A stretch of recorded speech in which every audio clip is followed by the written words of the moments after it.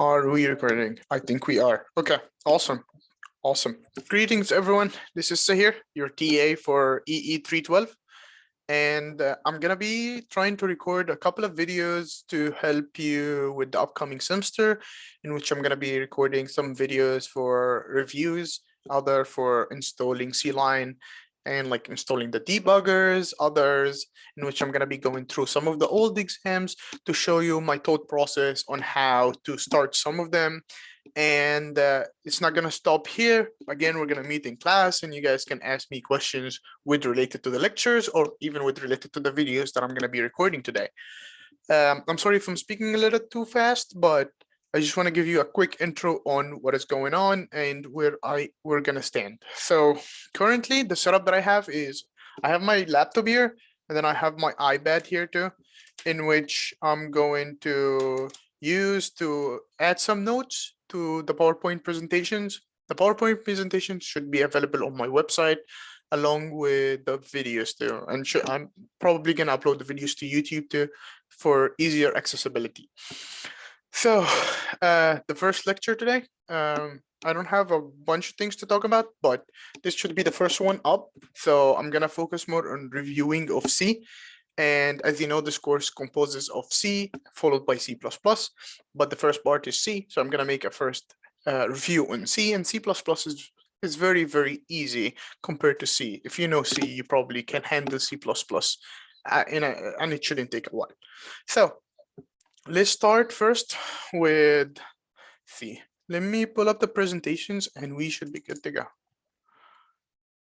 Okay, I'm going to share my screen and gonna start. Okay. Also, let me know if you guys need the annotated PowerPoints. I'm gonna try to remember to save them. I'm not, because yeah, maybe I'll try my best to remember to save them. But we'll see how things will go. Okay, sorry. Give me 1 second. Okay. So yeah, again, I'm gonna share with my iPad so that I can go through and annotate some stuff and show you how things are going. So, okay.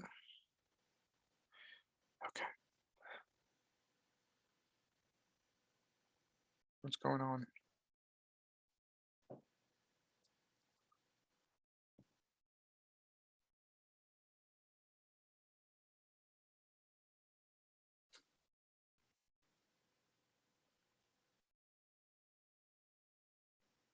I am not sure what's happening. Okay, good.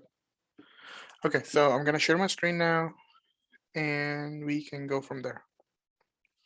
Okay, I have to give permission to myself. I hate this. Okay, so let me just give permission. I forgot security, share screen. Okay, good. Okay. So I should be, yep. Okay, the screen is shared, which is good. That's also good. How do I go into presentation mode? Sorry, yeah, the quality of the videos are gonna improve with time, but at the moment I'm just I'm very lost on what is going on. I'm sorry about like the weights and everything, but we should be good to go.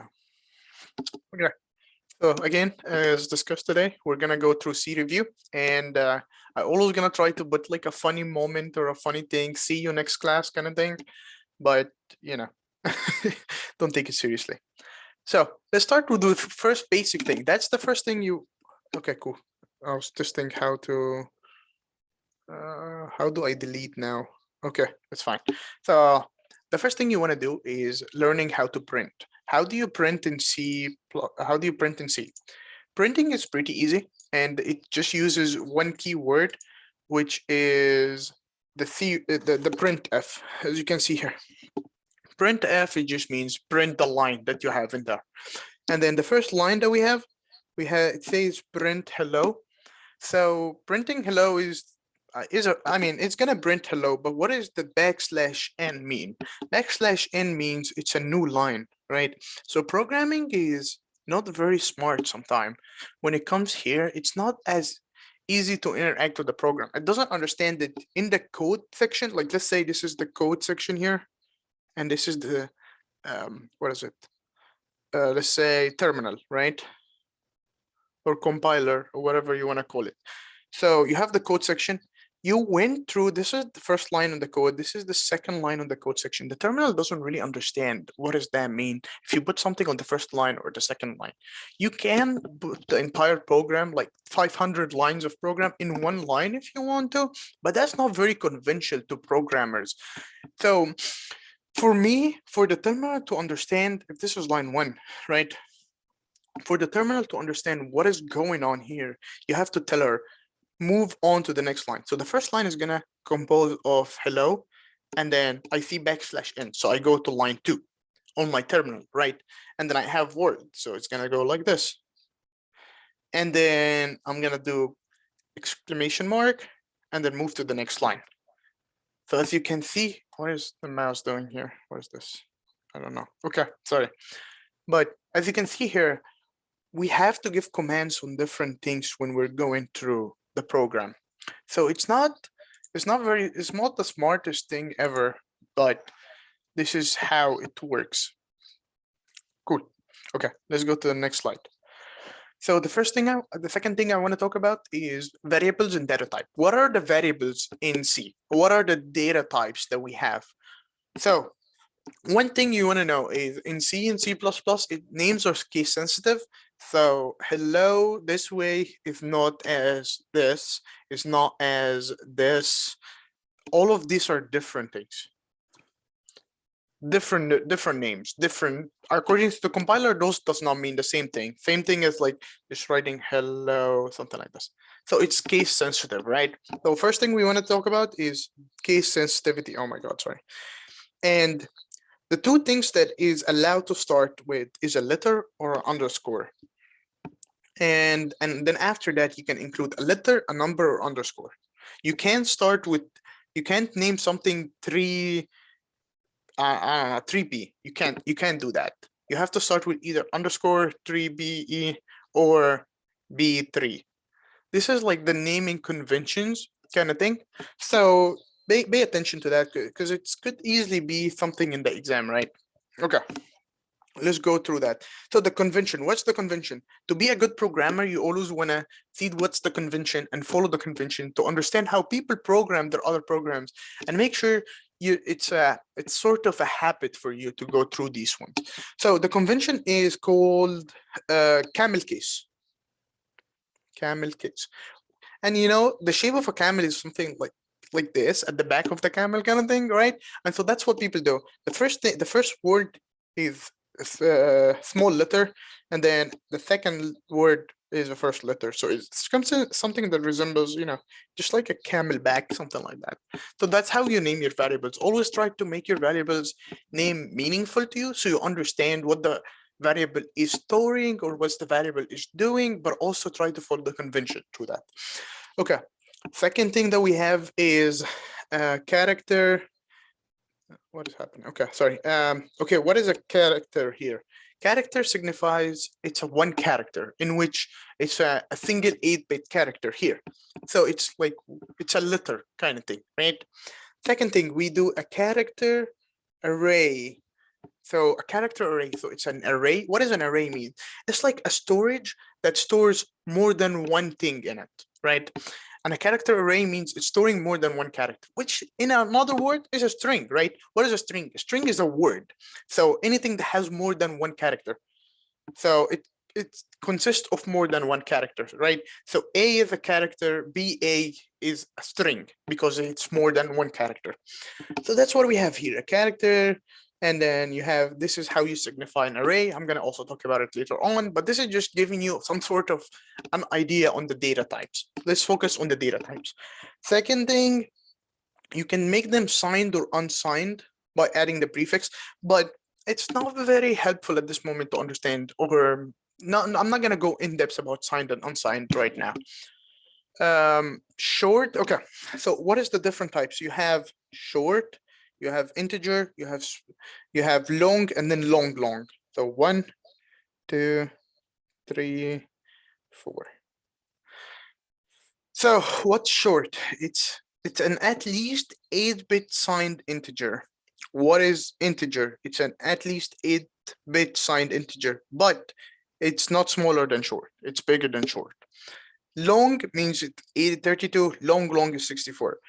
Do we really use them in this class? Probably not. The most you're gonna use is we're gonna be focused heavy on integer and floats and doubles and all the other data types. So do we need to use short and long? Probably not, because our values are not gonna exceed the limits of an integer in this class. So we can move on. Okay. Again, what are other variables, right? So you have float. Floats are just decimal numbers, right? Let's put it that way. It's a single precision float decimal numbers. So what does that mean? It means like at 2.0, like it's 2.4, let's say 45, is going to be perceived as 2.4 for a float because it's only a single precision, right? For this one, for a double, it's a double precision, right? So it's going to be okay with 2.45.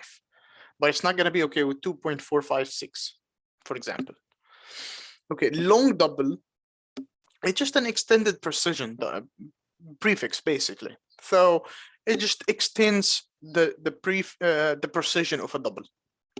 Okay, integer. Okay, this part we call it pools. Pool. So usually in other programming language, you have a data type called pool, right? In which it's true, it gives you a true or false. However, in C and C++, and in C, because it's a very low level language, right? It doesn't have any of that. So what people do, or what's the convention for it? People just signify that 0 is false and non-zero is true. Usually 1 is true, 0 is false. So a stole, so we say this is on this line, we're declaring a stole. So this is an integer called istol, and we're declaring it. And then we're saying istol is set to 1. So means istol is set to true. Right? That's just another convention to do so. Okay. Test grade. Test grade is a character, and I'm setting it to F. Just a funny bit, but sorry. Let's put it A, because I know you guys are all gonna get an A in this class. So let's set our goal high to A. Okay. So what is this sentence gonna print? Again, this is a printf sentence, okay? And it has a weird symbol here, and it says your grade is, and another weird thing in here, and it's a name and test grade. Name is, if we go back, we have a name called Mike. That's our character array that we have, right? Okay, so the name here refers to Mike, right? Test grade here refers to the A that we put in there, right? Okay, good. What is this weird symbol and what is this weird symbol, and why is the name not showing here, and why is the test grade not showing here? Basically, like you probably guessed it, right? So you have name, and \s is, or \c is a placeholder. What does that mean? What does a placeholder mean? All it means is when the program executes this sentence, it's gonna say, oh, \s. And why is this \s %s%c? Like, what does that mean, right? So what is the, let's see what the program is gonna print this out, and we will figure out. It's gonna print, oh god, what is happening? Oh, sorry. It's gonna print Mike, comma, your grade is A. Or just A. No, nothing like that. Right? So this is what is gonna be printed. Oh god, no, not here. Sorry. Here. So that's what we're gonna get printed on the screen for us. Okay. Let's analyze %s. Again, let's talk about it here. Where is it? Why didn't I put it? Oh, here. Percentage S is a placeholder for a string, basically. So it's waiting, you put it in a sentence and it's waiting for a string that's gonna be supplied here. So I don't know how to erase. How do I erase? Oh, yep. Get it to me. How do I get it again? Oh my God. Okay. How do I erase? Sorry, I'm not used to this. How do I erase this? I don't understand.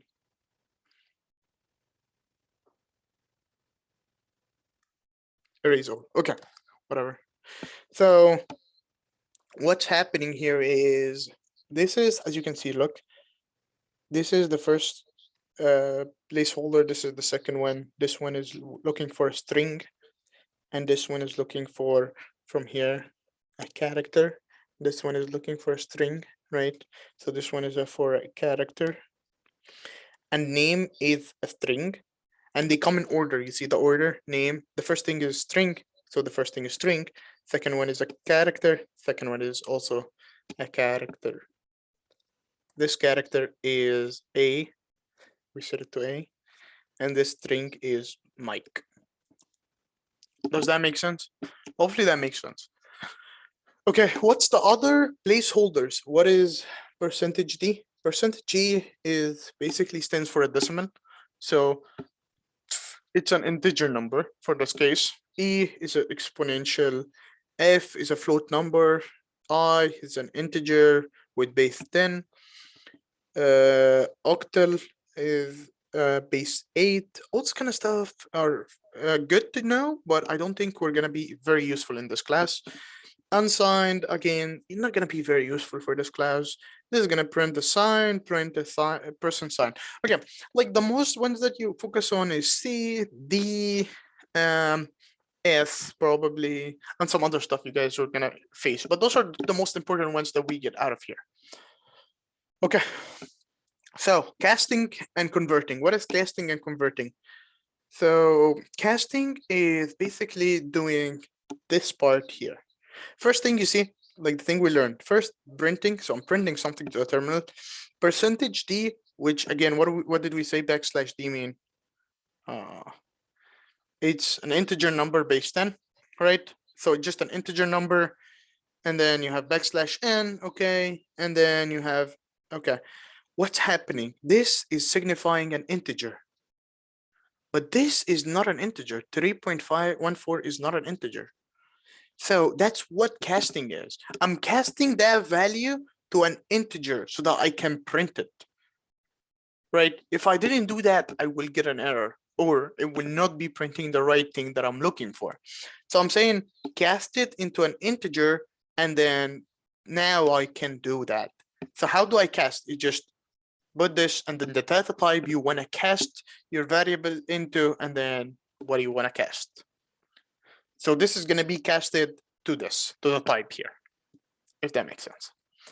Okay, second one, backslash percentage F. What is it? It's a float, right? Okay, so one thing to understand this before we go in here, if you did 3 divided by 2, right? Oh God. If you did 3 divided by 2, and both of them are integer, you expect 1.5. However, if both of them are integer, you're getting a 1. Because it doesn't care what are you doing. If both of them are integer, my representation output should also be an integer. And I'm gonna only steal that integer out of it and leave the other stuff. So what if you want the exact value of 3/2 when you're programming? What do? You have to tell the program that the output, you want your output to be a double, right? Okay, how do I tell my compiler that my output, I want it to be a double? Basically, there is a couple of tricks, right? The first trick is you put it as 3.0 divided by 2. That means one of them is a double, so it kind of understand what is going on at the moment, right? So it's gonna give you a 1.5 fine, right? So that's exactly, so if you set either or of them to be a double, so if you did 3 divided by 2.0, again, it's going to give you 1.5. Now we kind of understand what you're trying to do. So that's what we did here. We casted the 3 to be a double, and then we divided by 2. So what we did here is 3.0 divided by 2. And so we are able to print, again, what are we printing? A float. And so that's what we have here, if that makes sense. Good. Awesome. Let's go through the next one. Pointers. Oh, fun stuff. Okay. Hopefully you guys are a little bit familiar with pointers, because pointers could be very annoying and could be very pointers are very useful in programming. Like, you're gonna use pointers no matter what. You're gonna use pointers a lot. So you want to make sure you grasp what a pointer is. Okay. So what is the first line doing? Can we change the color? How do I get this? I don't understand. I don't understand PowerPoint.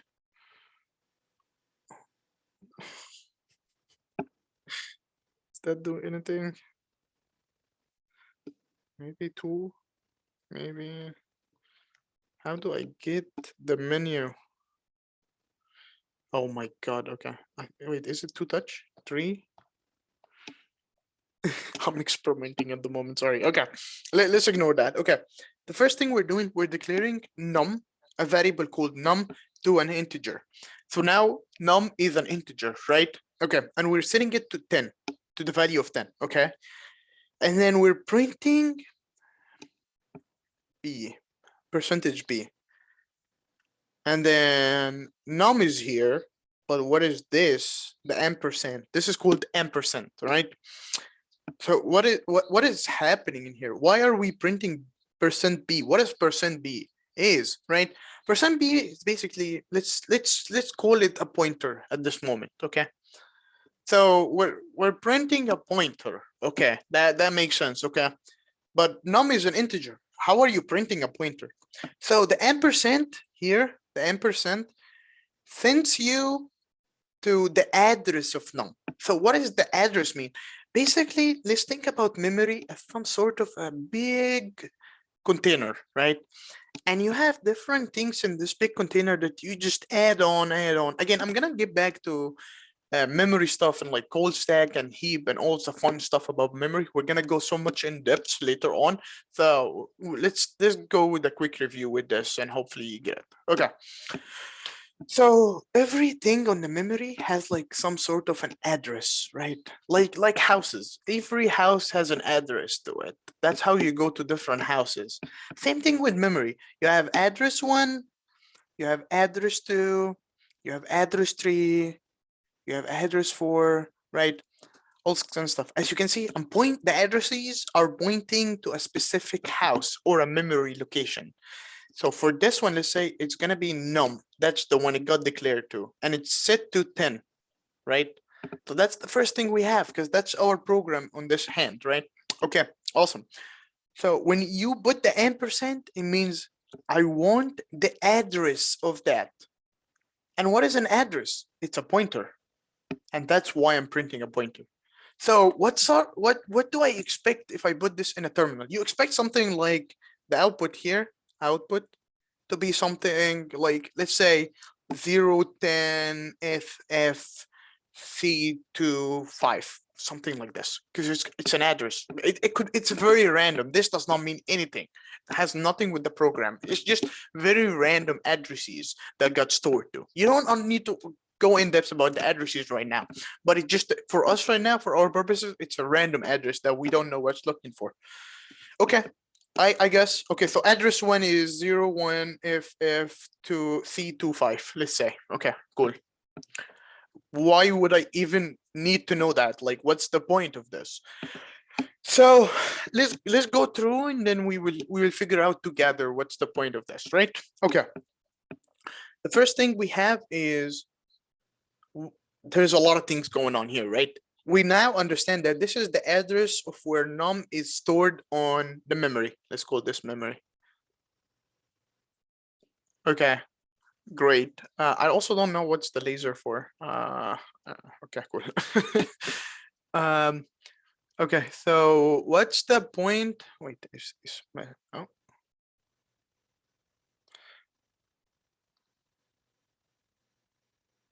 Oh, okay, now I get it. It's a swipe up. Huh, okay, cool. So what is, so this is, again, this is the address, right? Oh God, didn't work, stopped working. Hello? This is so bad, literally. Okay, sorry. Oh my God.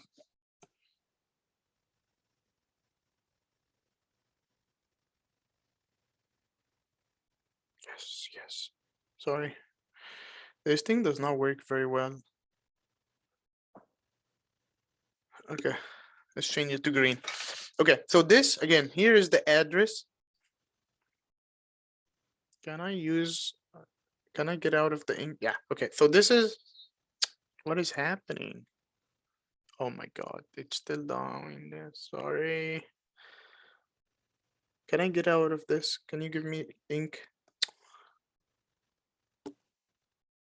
Oh my God.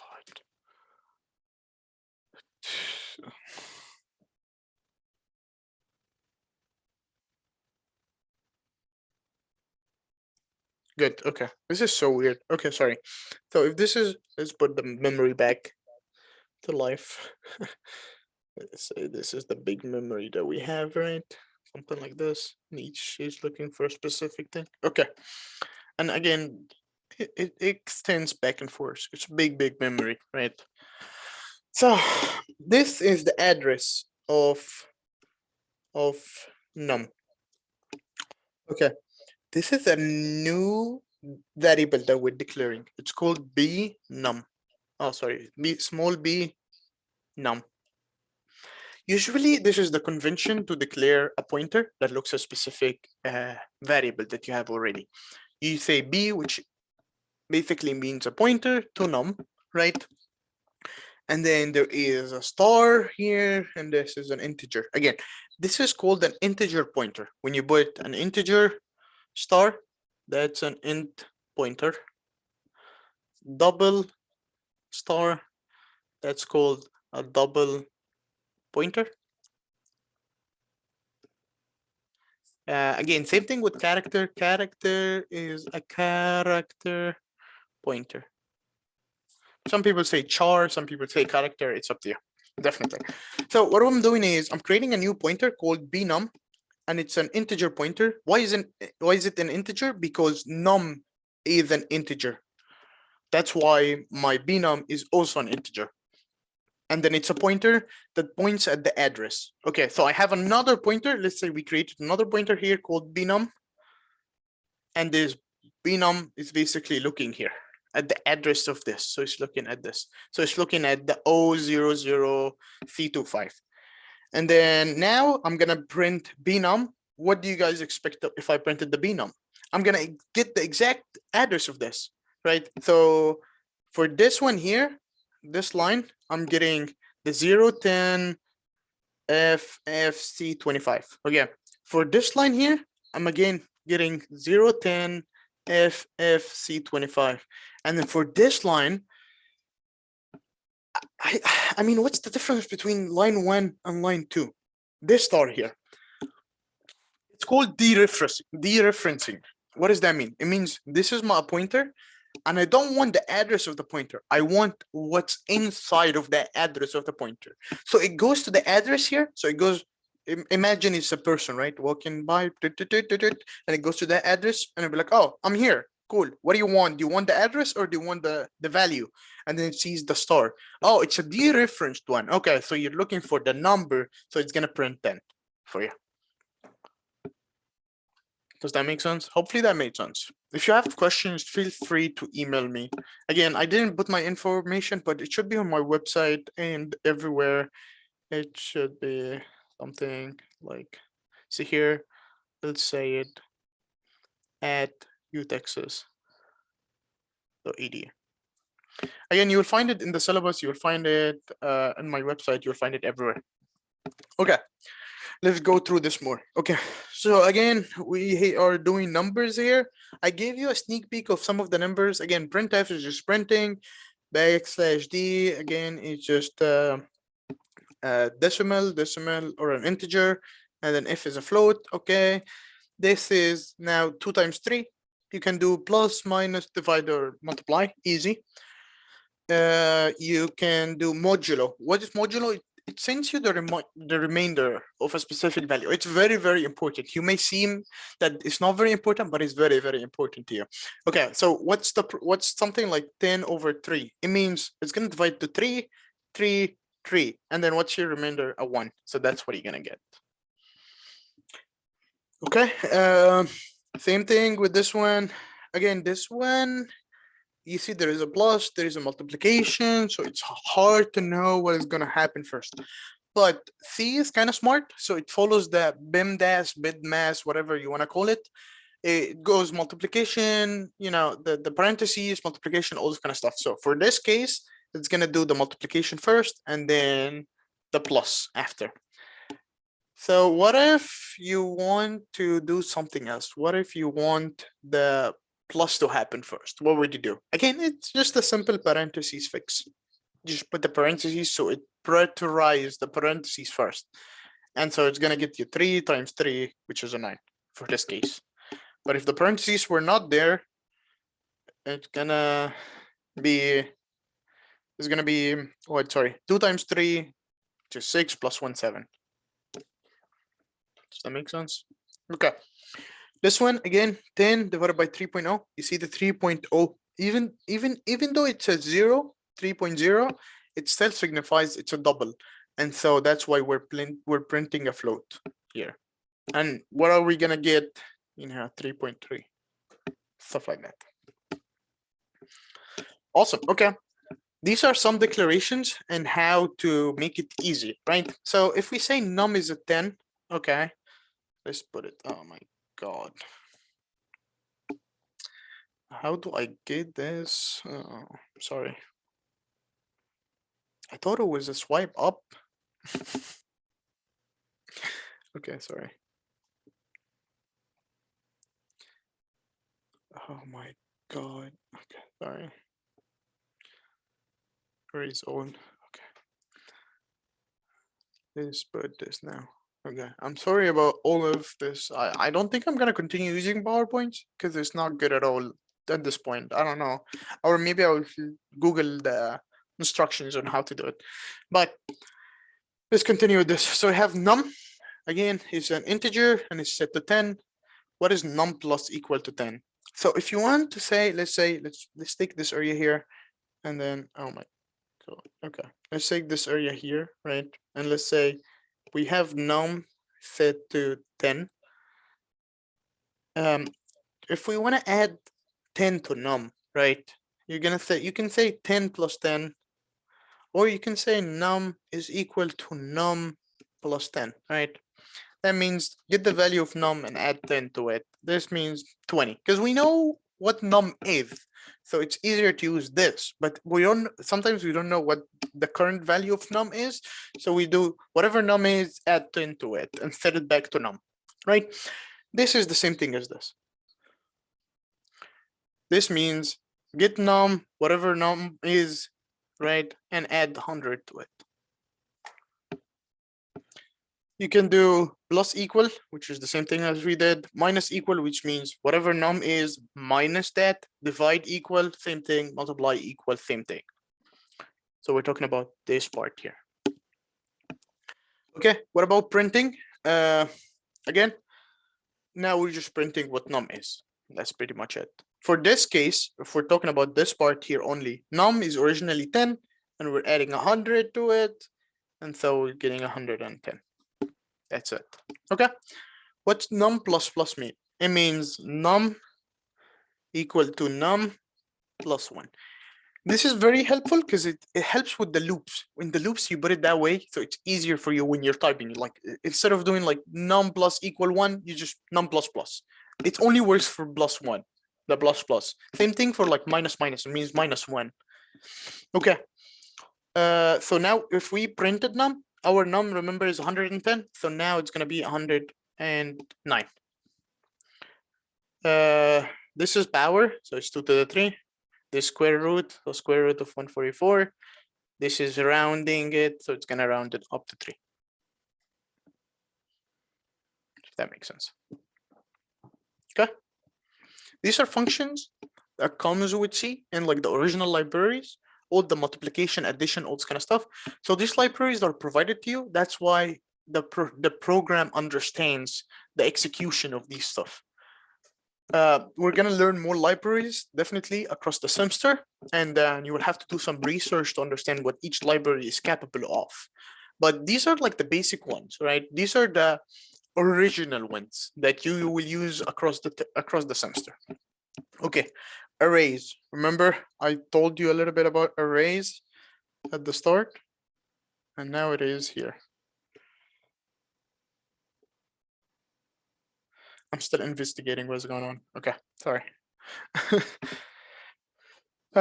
So arrays. Let's go in arrays. We're slide 8. How long has this been? I don't want to make it too long for you guys. I also want to give you all the information. So I apologize if I speak a little bit too much on every subject. So arrays. Let's talk a little bit about arrays, right? So int, which means, again, how do you signify an array, right? This laser thing is so annoying. Okay, how do you signify an array? It's using square brackets. That means an array. Basically, when you see this, it means that there is an array happening, right? So what does this mean? This means, first, it's an integer array, right? Because we are setting it to be an integer. Okay. And it's called lucky number. Okay. And what does this signify? It's the size of the array. Okay. That makes sense. Okay. But what is stored in the array? Like, okay, I have an array of size 6, 1, 2, 3, 4, 5, 6, right? So I have 1, 2, 3, oh, sorry, 1, 2, 3, 4, 5, 6. Great. What is in here? What's the integers, right? We don't know what the integers is. Like, this is not a 0, right? This is just means what is the value here? That's what I meant by this. Okay. So this is just for initializing the array. This line is just for initializing. Sometimes you don't know what you're gonna be storing in this array. You know it's an integer, but you don't know what kind of integers yet. So we just set it, and then later on you're gonna put the values in there, right? Okay, what about if you know the values? So something like this. This is an easy thing to do. So you say, I have an int number, lucky number, again, sorry, integer lucky number array, and we didn't specify the size, but we put different things in here. We put different values. So C is smart enough to count them, be like, oh, 1, 2, 3, 4, 5, 6. Oh, it's size 6, you know? So it's smart enough to figure out what the size is if you put the inputs in. It just counts them, right? Okay. One thing I have to admit, we as programmers, we're kind of, I don't know, we value the 0 a little bit too much, right? And so, as I was telling you here, I said 1, 2, 3, 4, 5, 6. However, this is not how programmers work. This is the difference between us as programmers and everybody else, right? So we start from 0. So it's 0, 1, 2, 3, 4, 5. The size is 6, but the indices are from 0 to 5. You have to differentiate between the two different things here. So indices here is 0. So 0 is looking at 1, 1 here, 2, 3, 4, 5. Okay. So if I created an array, the array looks good. It has size of 6. It has 5 indices that represent each number, and everything I have in there is an integer. That's all fantastic. Great. How do I access the array? How do I change values? How do I get values? So here we're saying lucky number at 0, set it to 90. So I'm accessing that lucky number. How do I access? I mean, it's the same thing. You told me this means I'm creating a new array. No, the thing is, there is a type of array. This also indicates that you're creating. If you notice here, there is nothing at all, nothing here, which means I'm accessing that array. If I had an integer or if I have a double here, that means it's a size 0. And so you saw there's nothing called size 0, but what I'm trying to say is, since I don't have a keyword here called double or integer, I'm not creating a new one. All I'm doing is accessing the old one at 0 and setting it to 90. So now the 4 is out and we just have a 90 here.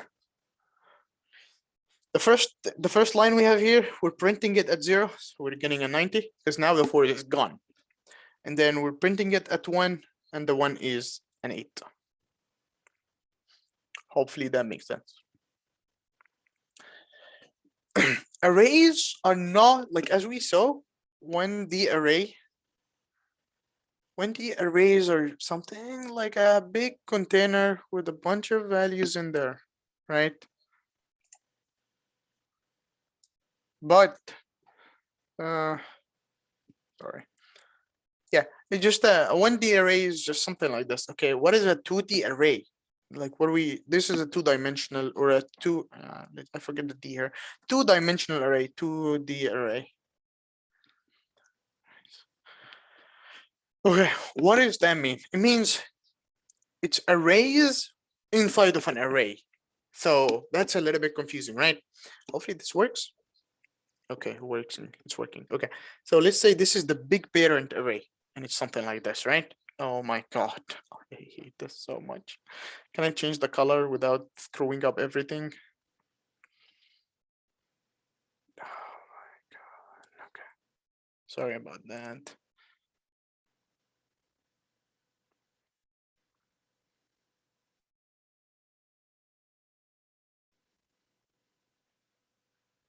Oh no, oh no, I know what I did now. Okay.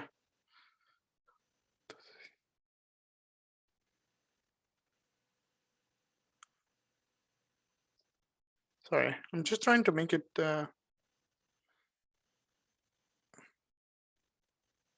I think I'm getting the hang of it. Sorry. Okay, so let's say this is the parent array here. And then let's say this is the array. So the first array here, comma, second array here, comma, third array here.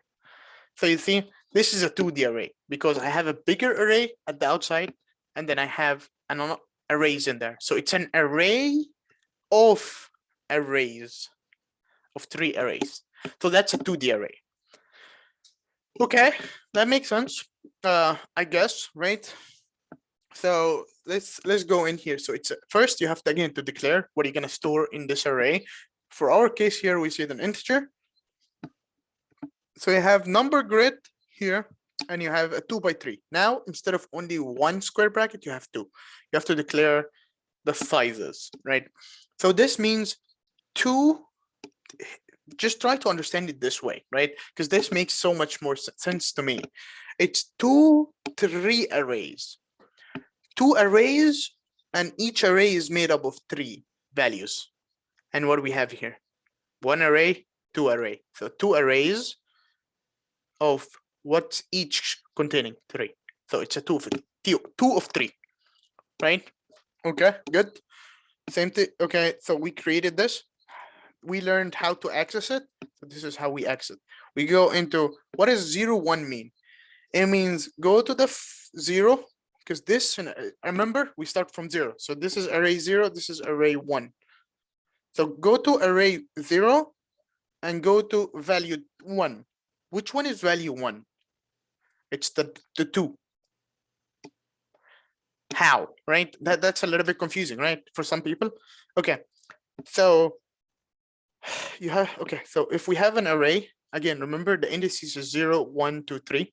So inside of that array is 0 1 2, and outside, like the big array himself has 0 here, and this is 1. So for let's say, let me try to put it on another one here. So if we have 1 2 3, right, or actually 4 12 30 31, just to make it a little bit easier for me to talk about different values. So this is 0, this is 1, this is 2. What if we have an array here with another array? Let's say, I don't know, let's ignore the values for now, right? This array is again 0. This whole array is again 1. And then the next array here is going to be 2. So this means go to the first array and go to the second number of that array, which in this case is a 2, and changed it to 99. So this 2 is going to go to 99. So this array now is 1, 99, 3, followed by a 4, 5, 6. And this is the parent array up here. Okay, we're printing here. We're trying to print. We're going to 0, 0. 0, 0 means the first array, the first part of the first array, which is a 1. So you're going to get a 1 here. This one is 0, 1, which means go to the first one, print the first one, which is the one we changed. So it's going to be a 99. Make sense? Hopefully that makes sense. What about 3D arrays? Wait, what? That is confusing. How long does it keep extending? 3D array? There's no way. What's happening?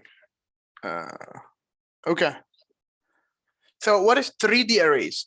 Again, the same thing. It extends with this, like with another square bracket. It's a 3 by 3 by 3. How do you visualize it? It means these are indices, right? It means I have 3 blocks and each is 3 by 3. That's it. So the first one is 3 blocks and each is 3 by 3. 3 by 3 means the second 3 is 3 arrays and each array is made up of 3.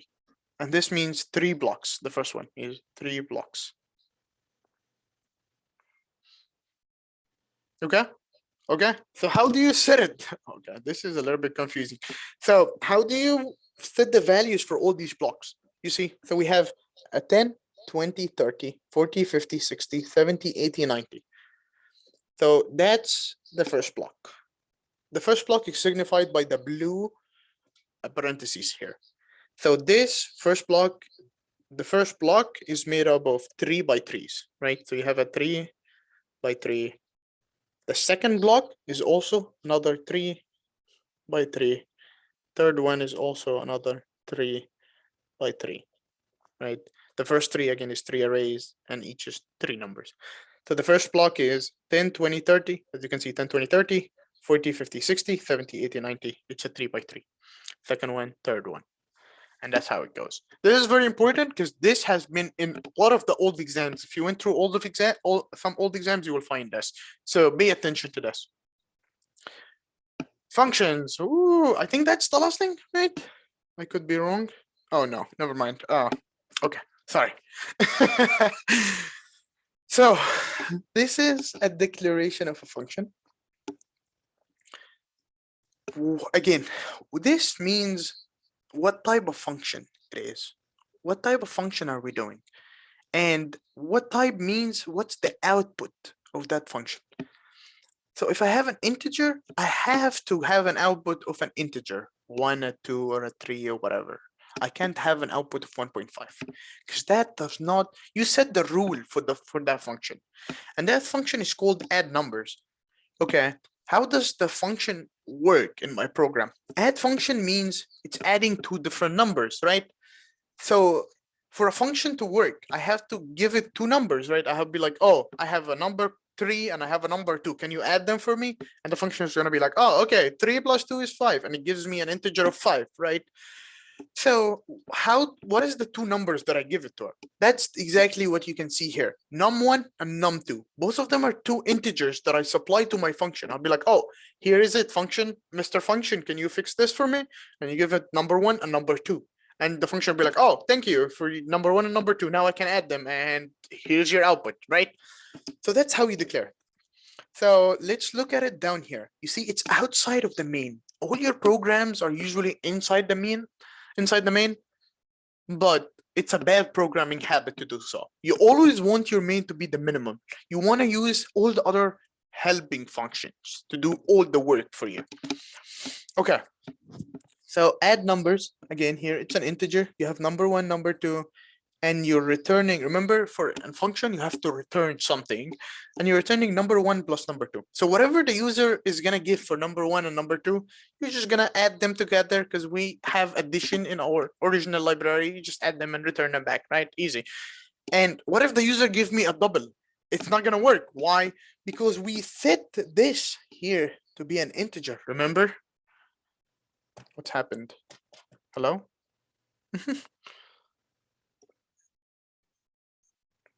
Oh my God. Can you get fixed? I'm sorry. Let's go back.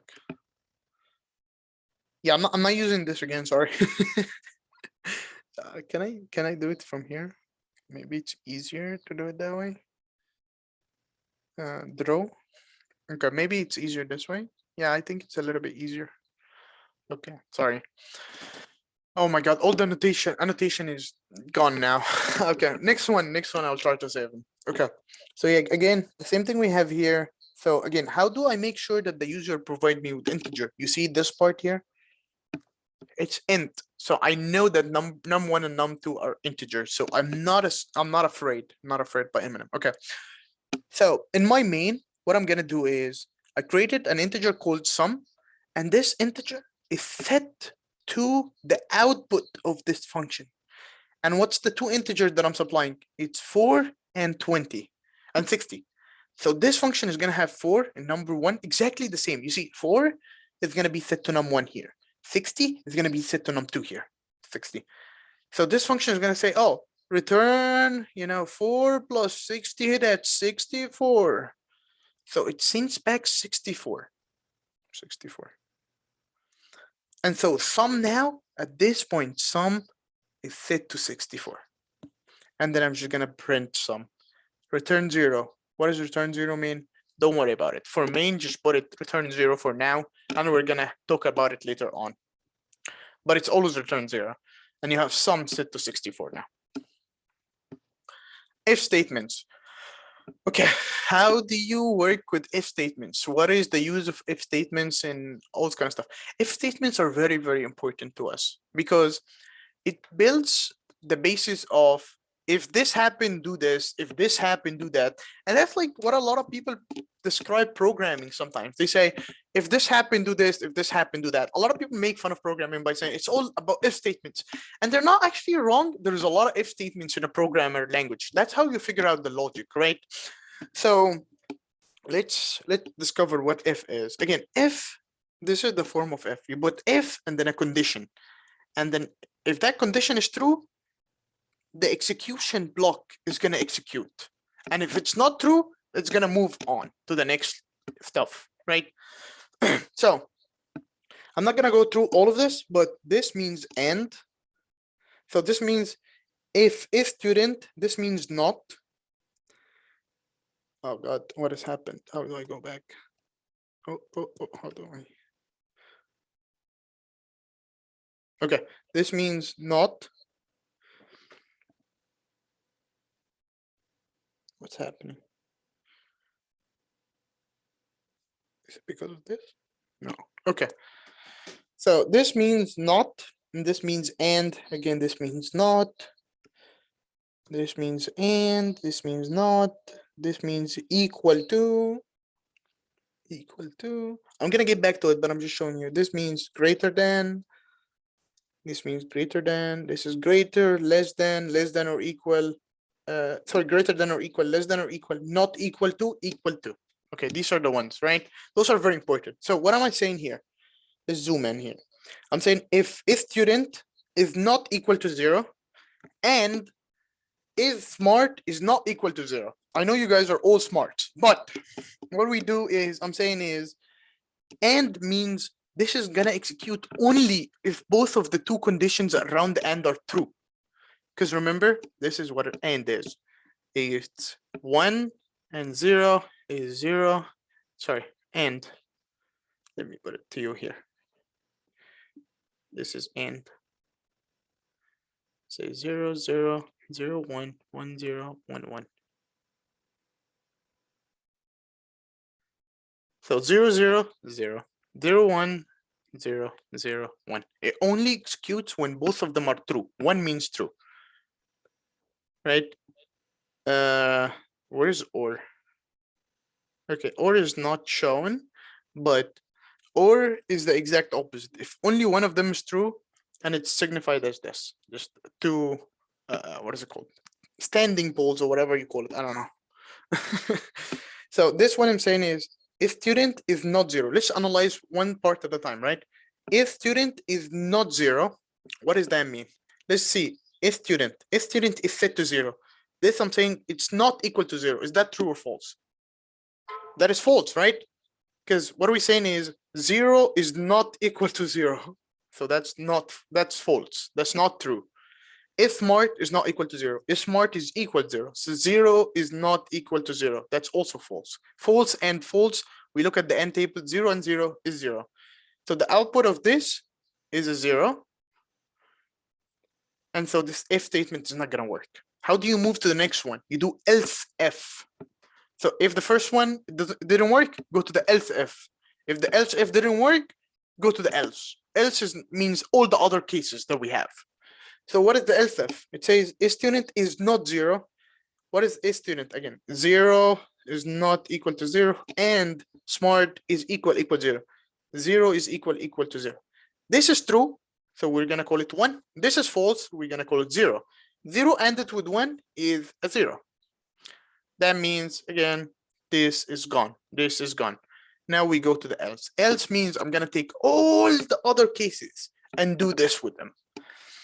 So the other case is just saying you're not a student and not smart, basically, right? But I know you guys are all smart and students, good students. Comparisons, if one is more than 3, again, just same thing. If one is more than 3, print number comparison was true. If, wait, what? What is happening here? A more than B? What's that even mean? How do you know if A, does it follow the alphabet? How do you know? Yes, it does follow the alphabet. But how did the compiler know that? Did like somebody implement the alphabet in order, or how did the compiler do? It's something called the ASCII values. What are the ASCII values? So for a compiler to recognize letters, usually it's set to a specific number concerning those letters. So what does that mean? It means the compiler have some sort of a memory to memorize them. It's called the ASCII table. So if you look here, if you look real close here, you have A, small a, and you have also like capital A. Make sure you understand the difference between a small a and a capital A, right? Small a is set to, ignore the hexa for now, right? It's set to 97. And large A is set to 65.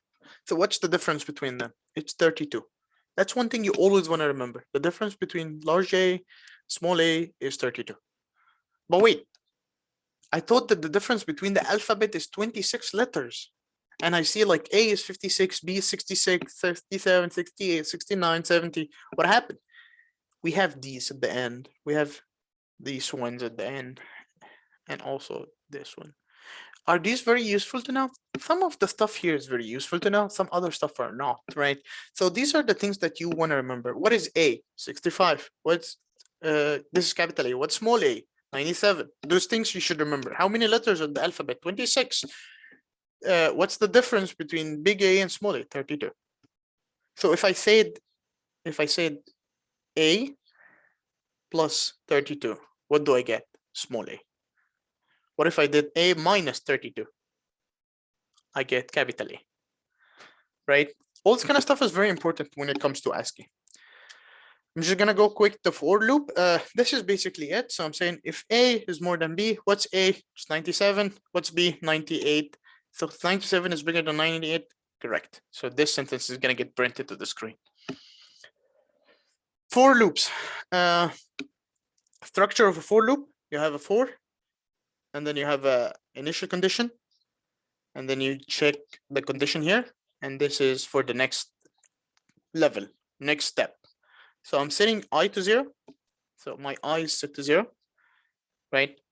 And I'm gonna check, is I less than 5? Yes, it is. So I'm gonna print. So I'm gonna print I. So I'm gonna print, let's say this is terminal here. Terminal. So I'm gonna print 0. And then, backslash. So I'm moving to the next line here. Okay. Now I plus plus. If you remember, I plus plus means add 1 to I. So I is 1 now. Is I less than 5? Yes. Print. Third one. Now I here is 0, I here is 1, I here is now gonna be incremented by 2. So it's like follow the steps 1, 2, 3, 4. Right? And you keep incrementing and just printing all the stuff here. It's gonna print from 0 all the way to 4. Because when I is set to 5, it's not equal to this number. 5 is not less than 5. So the for loop is not gonna work. Another important loop that we need to remember is a while loop. While loop is a little bit while loop and do while loop. So let's talk about while loops first. It's very similar. Remember when we did like incremented by 1 in the for loop here? It's like this is the same part here. This is the condition, but it's inside the for loop, the while loop. While loop means keep looping through this statement until this condition is not true no more. And how do you make this condition not true? It's something in there that does that. So every time I'm looping through the while loop, I'm gonna increment by 1 until index is 6, for example. Right? Do while means this is the condition. Again, same thing as what we have here, but it's gonna execute this first no matter what. So this is gonna be executed no matter what. For this one, if index was initially set to 10, the while loop is gonna completely be skipped. But for this one, even if the index was set to 100 and like 1010, 1110, it does not matter. I'm gonna go through the do loop, the do first, and it's not gonna repeat, but it's gonna at least actually not at least, it must go, actually, sorry, let's say it at least go through once. So it could go more than once, but the lowest number, the minimum low boundary is 1 time. It has to go through the do loop first before executing the while. So the do is going to be executed no matter what. For this one, it could completely be skipped depending on what I have in the condition here. But for the do while, it's going to go through at least once. That's it for today. I know it was a lot, but I hope you guys learned a little bit of what C and how we can use it. Next ones, I'm going to try to make them short and everything. But again, thank you for coming in, and let me know if you have any questions. You have my email and everything.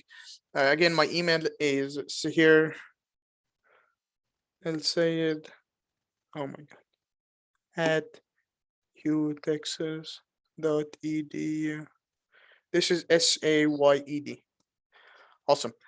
Let me know if you need any more help, and I'll see you in class.